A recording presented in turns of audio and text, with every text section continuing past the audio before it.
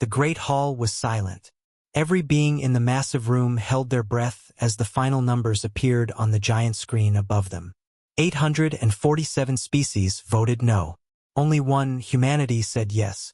3 abstained, probably off somewhere washing their tentacles, demonstrating a typical galactic indifference. The vote was clear. Ambassador Elena Rodriguez stood at the human table, her hands gripping the metal rail so tight her knuckles had turned white. The instant the tally locked on the holographic dome, she felt the hush slap harder than any explosion. There was no shouting, no pleading, no chairs scraping. Just the low electric hum of a galaxy congratulating itself for slamming the door on the upstart primates. Then the humans stood, silently, in perfect unison. They moved in perfect order, like soldiers walking toward the massive doors that led out of the hall. And every smug alien grin in the grand conclave curdled into the same sick realization. Maybe the most dangerous thing in the room wasn't the species that yelled, but the one that suddenly stopped. Not one of them looked back. Not one of them spoke. When the great doors closed behind them with a soft hiss, the noise seemed louder than an explosion. The invitation had looked like a formality. After a century of hauling freight, stitching cracked biospheres, and babysitting first contact protocols, Earth's delegation assumed membership was a rubber stamp. The assembly needed human engineers when asteroid belts collapsed onto trade lanes.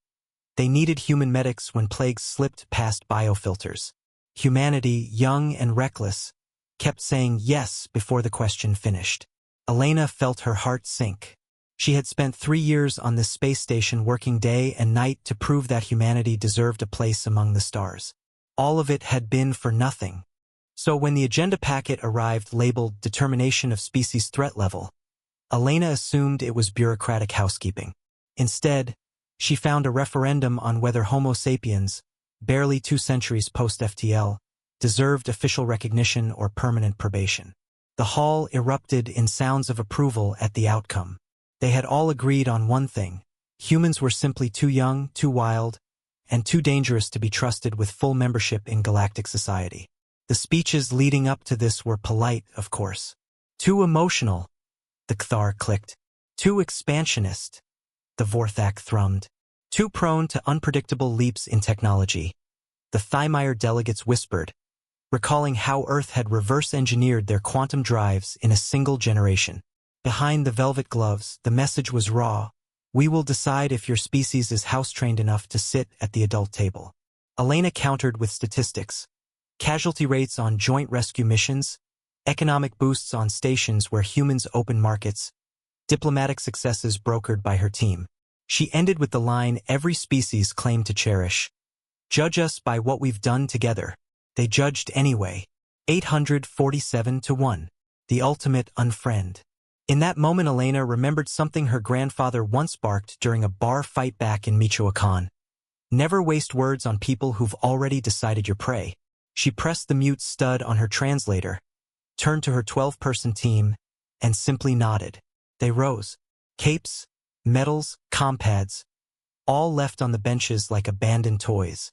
847 species watched the exit door's iris open, close, and then nothing. No petitions, no threats, no fist-banging. Just the vacuum where optimism used to be. Chancellor Vex, a tall blue creature with silver eyes, presiding over the session, exhaled violet relief. Crisis averted, he declared. Applause rippled through the tiers. They would learn. News feeds across the spiral arms replayed the walkout in slow motion. Analysts speculated: sanctions, retaliation, maybe a human terror fleet already warming engines. None came. Earth's embassy on neutral station packed up overnight, computers wiped, coffee mugs gone. Cargo haulers registered, route unavailable. Terraforming crews on half-settled moons requested emergency evac for scheduling conflicts. Trade convoys turned back at jump gates, citing insufficient insurance coverage. It was the galaxy's first taste of human silence, and it tasted like vacuum. Chancellor Vex looked troubled. He had expected the humans to argue, to plead, maybe even to get angry. He had not expected them to leave so quietly. There had been something in Ambassador Rodriguez's voice that he did not like. On Kthar Prime, Nutrient delivery beetles went unpaid and began eating the crops they were supposed to protect. On Vorthak's crystal cavern moons, power relays drifted off frequency because no human techs were there to recalibrate. A Thymire scholar summed it up on a live stream. "We just voted away the species that actually fixes things." The assembly tried to spin it. Temporary self-reliance initiative. Bureaucrats promised emergency training programs. But patch jobs were already failing. The humans were forgotten, or so it seemed, as quickly as they had been dismissed. And in the deep dark, something worse than humans stirred. They weren't pirates, they weren't politics, they were appetite with engines. Swarms of moon-sized high vessels ate asteroids, ships, even magnetospheres, converting mass into more swarm. Frontier colonies vanished first. Then whole transport lanes blinked out like faulty Christmas lights. Refugee flotillas spilled coreward, captains screaming for coordinates, for safe harbors, for someone, anyone, who still answered distress calls. The assembly convened emergency sessions. Fleets were dispatched. None returned. Chancellor Vex swallowed his pride and drafted a polite message to Earth. "Perhaps we miscommunicated. Let's discuss mutually beneficial arrangements." Earth's reply arrived 72 hours later, stark and ensigned. "We're listening." 2 words. The galaxy remembered humans were predators once. Elena Rodriguez re-entered the Grand Conclave exactly 14 days after the vote that humiliated her. She wore the same diplomatic uniform, medals now conspicuously absent. Behind her, holoscreens displayed live feed of Devourer fleets carving through a mining system like termites through balsa. The assembly chamber felt smaller, colder. Chancellor Vex opened with a plea for forgiveness. Elena cut him off. "Earth is prepared to coordinate a coalition defense," she said, voice flat. "Non-negotiable conditions follow. A data packet slapped into every delegate's console. Immediate full membership status for humanity. Veto authority on future species status votes. Exclusive salvage rights to all Devourer tech, finders keepers. A seat on the security archium, rotating chair every 5th cycle. A formal apology, inscribed in every assembly language, installed at the entrance of this hall so no species forgets what almost dying of arrogance looks like." Silence. Then the Cthar matriarch clicked. "This is extortion." Elena's smile was thin as Event Horizon paper. "No. This is the invoice for services you rendered inevitable." She turned, cape swirling, and marched toward the exit doors once more. "Ambassador!" Vex barked. "If we refuse?" She paused without looking back. "Then the footage you're watching keeps going until there's nothing left to watch." The vote took 6 minutes. 847 to 1. This time, only the Thymire delegate dared abstain. Within hours, human battlenetters flooded the comm channels, patching alien fleets into coordinated strike lattices.